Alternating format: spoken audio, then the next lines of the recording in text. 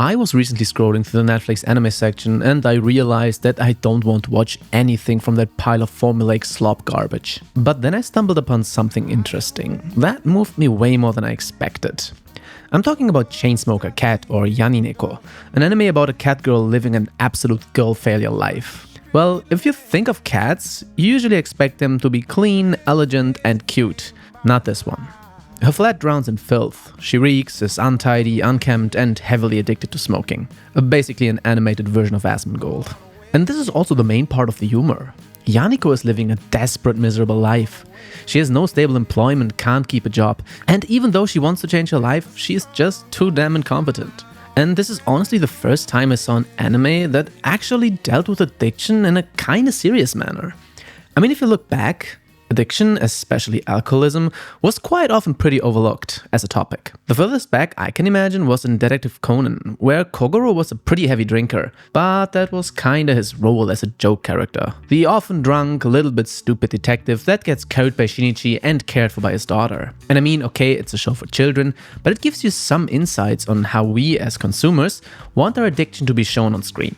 Kogoro is a depressed alcoholic that has never gotten over his divorce, but is still relatively clean in most aspects. But that's unfortunately not how reality looks like, at least after a certain stage, because the reality is shown in Yaniko. She has issues, and these issues are up in the open almost immediately. And I'm not sure about you, but that at least made me a little uncomfortable. I mean, the real portrayal of hard-hitting consequences. I think the hardest thing to watch right now is the element of shame that is clearly portrayed in Yani Neko. Yaniko is in no way able to take proper care of herself, and she realizes that, but she can't help it.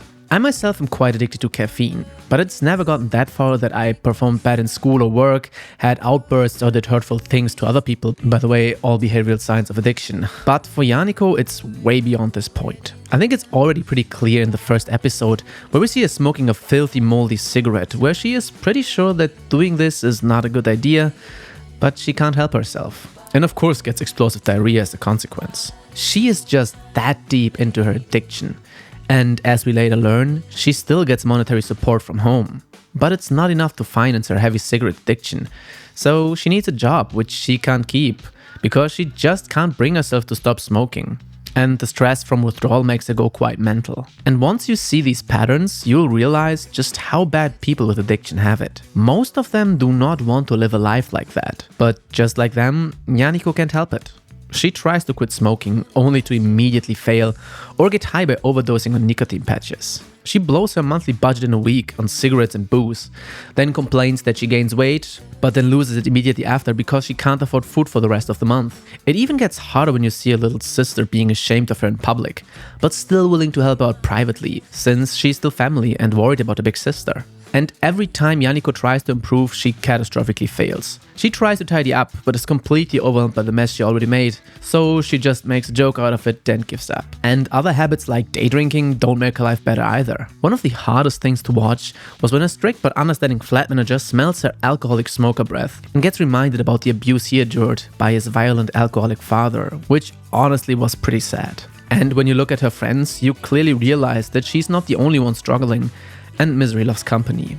Her direct neighbor, Yakuneko, is addicted to multiple drugs and is almost paranoid schizophrenic, while the other girl living in there, Hamiko, is a live streamer. Disgusting! Yeah, and all of that pretty much unfolded in the first 2 episodes on Netflix.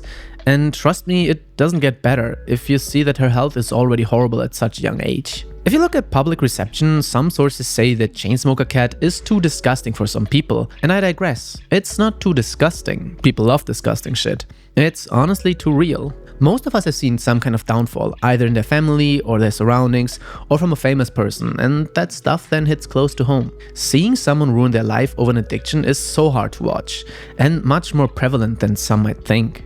I mean, even legal activities like drinking, smoking, gambling, or even gaming have ruined countless lives, and that's what makes Yani Neko so depressing and hard to watch for some people. It's just real.